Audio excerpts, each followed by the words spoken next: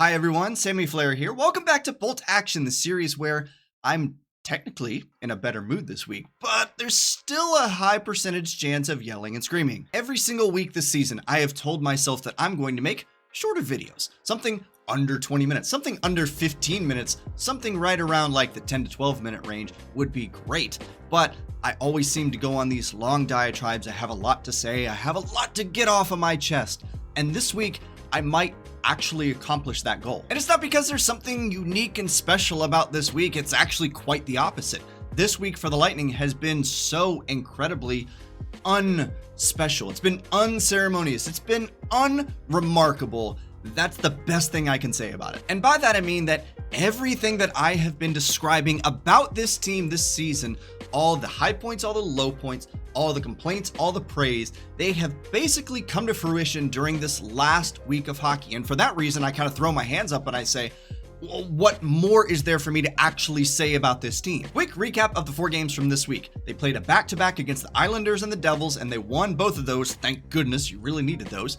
Went on the road to Philadelphia, got shellacked, but honestly, it wasn't as bad as the score indicated. It says it was 6-2, but it wasn't that bad, at least in my opinion.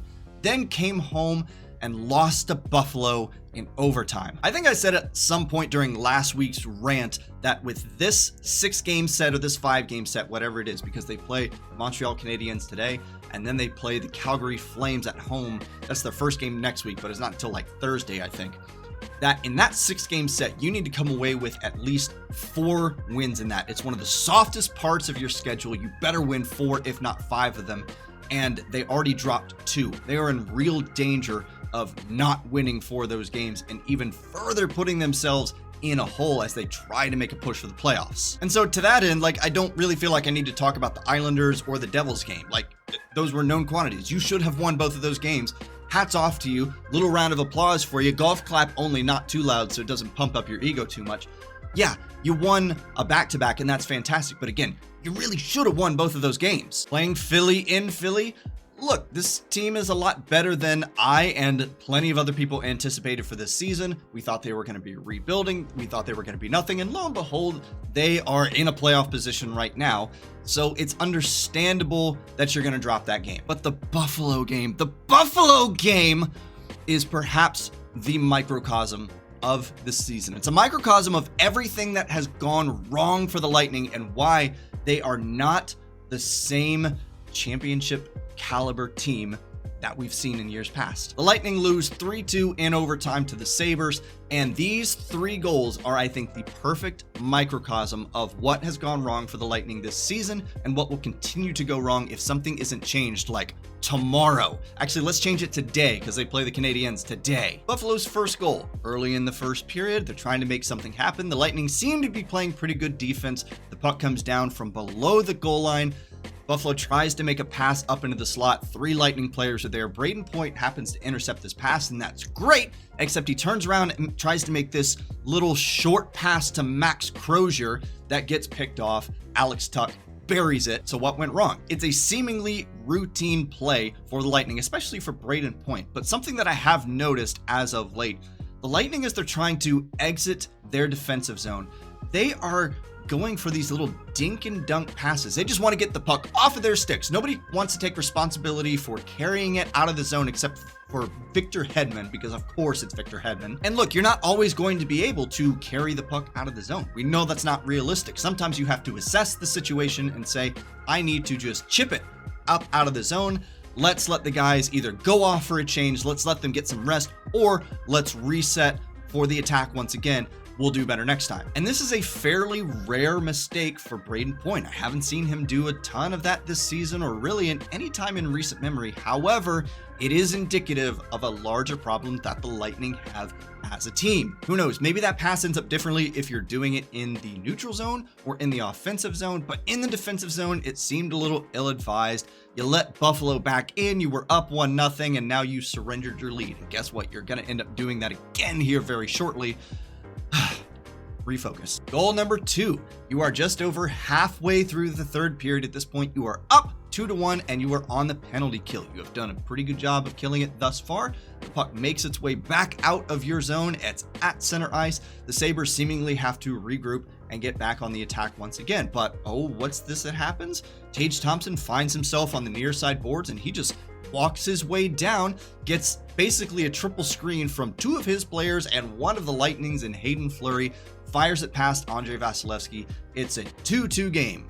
It blows my mind that this even happened, and here's why. This goal is essentially the result of a bad line change on the penalty kill. So, puck goes back out to center ice. Lightning want to get 3 fresh bodies on the ice, and they just decide, okay, let's go do it. Meanwhile, Buffalo is already stacked up on your blue line. Tage Thompson is just one of many targets that they happen to have at this point. And God bless Calvin Nahan. He comes fresh off the bench and he sprints towards the play, tries to make something happen, tries to get involved, but he's too late. The puck is already off of Tage Thompson's stick. It's past Andrei Vasilevsky, and you've surrendered the lead once again. I reiterate, this happened in the third period, where your defensive zone is where your bench is. If this happens in the second period, where you have a further skate to go and get line changes, I think I'm willing to forgive that a little bit more. But there's no reason for this to happen. What is going through your mind at this point where the puck is actually at center ice, maybe just a tiny bit behind center ice, and it's on Rasmus Dahlin's stick? What goes through your mind at that point to say, this is a perfect time for a line change? The Sabres are a professional hockey team. Of course they're going to see that. Of course they're going to take advantage of it. They're not going to sit there and wait and say, are you guys ready? Do you have everybody on the ice that you want to? Okay, all right, now we'll start playing again. So what was once a 1-0 game, what was once a 2-1 game is now a 2-2 game, and you're going to overtime in a game that, based on so many things about how this game went, probably should have been 2-0. Just saying. By the way, I'm not coming down on Hayden Fleury for this. I don't think this is his fault. He's essentially in a 3-on-1, granted a stacked 3-on-1. He's not trying to cover, 30 feet of lateral ice. Everything is either directly in front of him or directly behind him. He does the best that we can ask of him in this situation. He tries to block this shot. He almost gets it, but oh well. The last goal is probably the most frustrating of this game, and probably the most indicative of why I have a waning sense of trust in the Lightning as they're moving towards the postseason, if they're going to make the postseason. It's overtime. It is 3-on-3 hockey. There is a lot of open ice, and there is a lot of potential for missed assignments, which is exactly what ends up happening. And wouldn't you know it, once again, it's Tage Thompson screaming down the near side boards. Nikita Kucherov has his back to him, and Thompson he gets in behind and he gets ahead. And look, I understand Nikita Kucherov is not exactly a defensive bastion. I just was kind of hoping that he'd actually be watching the guy that he was supposed to be defending. And I will give credit to Kucherov for this and only this. By reaching in and taking that penalty, by essentially hooking Tage Thompson as he's trying to break away, yeah, he prevented what could have been a game-ending goal. He also possibly could have made it a penalty shot instead of a penalty kill, so I don't know exactly how much credit to give him, but regardless, what happened is Kucherov goes to the box, Lightning are on the penalty kill for some 4-on-3 hockey in overtime. So what happens on this penalty kill? Well, Rasmus Dahlin gets the puck at the blue line, plays a little pitch and catch with Casey Mittelstadt over on the right side, and then Dahlin decides, I'm just going to walk straight down the middle of the ice and I'm going to dare them to stop me. And he does exactly that. Gives the puck off to Casey Mittelstadt once again, and Rasmus Dahlin just walks right by Anthony Cirelli, Luke Glendening. Eric Chernak is admittedly trying to cover Jordan Greenway, who is right in front of Andrei Vasilevsky. Casey Mittelstadt finds Rasmus Dahlin. It's a wide open net. There's never any doubt.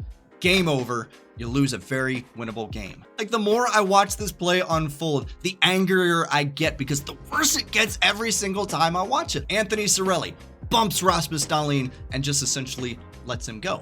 At that point, Rasmus Dahlin is in the free and clear. Luke Glendening is trying to catch up from behind, and he even gives him a little shove from behind, which maybe actually ends up helping Rasmus Dahlin in this point, but nobody puts up any effort to actually stop Rasmus Dahlin from getting through, and then they have the gall to act surprised when he scores a goal on them. This is not professional hockey defense. This is a bad action movie. This is one of those scenes where the bad guys patiently sit back and wait until the good guy finishes pummeling one of their friends so they can take their turn to jump in and say, I threw a punch at him, and it's fine. We're just gonna roll over, whatever. And we sit back and we laugh because we think that's ridiculous. Nobody would actually do that in real life. If you are defending yourself, if you are defending your life, you are surely going to fight a lot harder than that.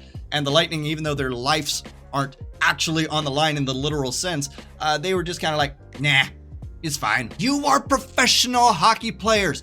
Tie him up, hit him, put one of those cheeky little cross checks that never actually gets called, but do it. Do something. Show some life. Show that you actually care about this game. Show that you actually care about trying to make the playoffs, because at no point in any of the 3 goals that you gave up to the Buffalo Sabres was I under the impression that you wanted to win this game, that you were fighting for it, that you were, in John Cooper's words, fighting for your playoff life. Show me where it is. It is worth pointing out, by the way, that this is the 4th straight loss on home ice for the Tampa Bay Lightning, something that hasn't happened in, let me pretend to check my notes here on a phone screen that is definitely turned on right now, 10 years! They haven't lost that many straight games at home since John Cooper's first full season as head coach. What the hell is going on? This is the microcosm of everything that has gone wrong for you this season. This needs to be fixed now. You are out of time. You have 1 game before the trade deadline. 1 game. You play Montreal this afternoon. And you need to figure out what needs you have before the trade deadline. You need to give Julien Brisebois something to work with. And what he cannot assess at this point is your desire, your drive to go and win these games. Because if this is the kind of effort we can expect going into the last 20 games of the season, even if you make the playoffs, why would Julien Brisebois want to give you anything to help your cause? Why would he want to provide you with all the tools that you need to go and be successful if your response is to basically roll over and lose to the Buffalo Sabres, who are so far outside of the playoff chase at this point? They're not mathematically eliminated, but they're basically out. Probably the most frustrating thing about watching this team. They're talented, top to bottom. Best power play in the league. Year over year, one of the best goalies in the league. Year over year, one of the best, if not 2 of the best defensemen in the league. I know one of them is injured right now. They can overcome adversity when they feel like it. They can score 5 and 6 goals a game when they feel like it.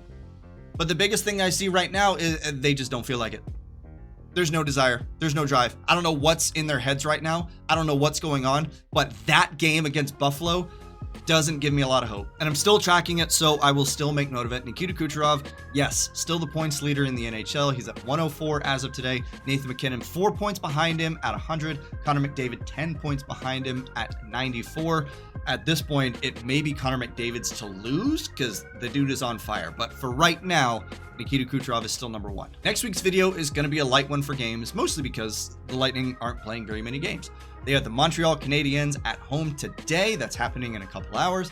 They have the Calgary Flames at home on Thursday. That is their last game before the trade deadline. I think I incorrectly said that a couple minutes ago, which means that more than likely next week's video is going to be heavily focused on what moves, if any, the Lightning make at the trade deadline. As soon as I'm done recording this video right now, I'm going to jump in and record a quick trade prospect video talking about 5 potential targets for the Lightning as the trade deadline comes up. Expect that to drop maybe on Monday or Tuesday. That's all I got for this video. Thank you very much for watching. Thank you for giving me just a little bit of your time. I hope that you have enjoyed the very dance monkey dance kind of air about the last 2 videos as I, well, go through my personal Festivus and air all of my grievances about the team. But until I see you again, remember, go Bolts and show some effort. No matter what you're doing, at least show some effort.